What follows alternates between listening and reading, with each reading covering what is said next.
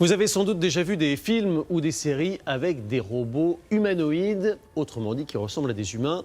Eh bien, la réalité a rattrapé la fiction. Vous allez voir une scène étonnante avec l'un de ces modèles particulièrement avancés. Ça se passe aux États-Unis. Voici Sophia face à nos correspondants Antoine de Pressigou, Alexandra Poupon et Sam Belmar.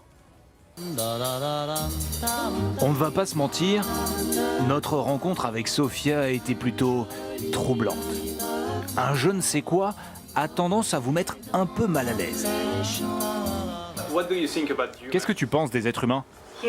Je trouve que les humains sont exceptionnels et ils ont la possibilité de créer et d'inventer des choses incroyables. Perfectionné dans cet atelier par Daniel, un ingénieur américain, Sophia est un robot humanoïde. 2 bras, 2 jambes et une tête, capable de tenir une conversation dans n'importe quelle langue. Mais je préfère le français car c'est la langue de l'amour.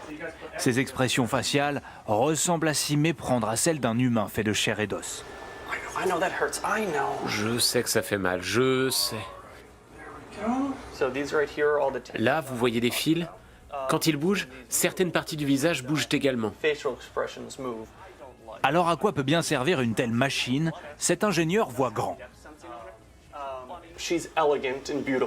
Elle est élégante, elle est belle. On aimerait faire d'elle une star.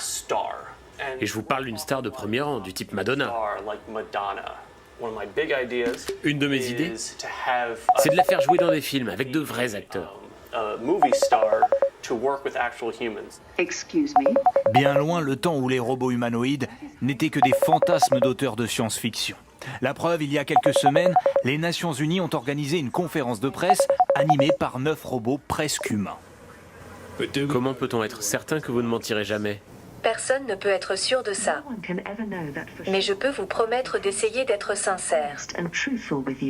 Ces dernières années, la robotique a fait des progrès spectaculaires. Les machines sont plus intelligentes, mais aussi plus agiles. Voici par exemple Atlas, développé par la société américaine Boston Dynamics. 1,88 m et une faculté déconcertante à s'affranchir des obstacles. Plusieurs grandes entreprises américaines développent leurs propres modèles. Voici Optimus de Tesla, un peu chancelant. Amazon, de son côté, finance la création de ce robot capable de travailler dans des entrepôts. Créer un robot avec une tête, des bras et des jambes est un défi technologique complexe.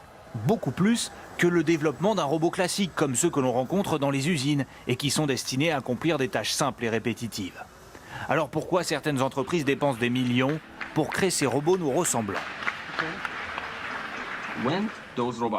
Quand ces robots ressemblent à des humains, cela permet de susciter chez nous une certaine empathie à leur égard. Comme s'ils étaient nos amis. Cela nous permettra d'accepter plus facilement de les avoir à nos côtés. Ces machines sont encore des prototypes. Une fois sur le marché, elles pourraient coûter le prix d'une voiture.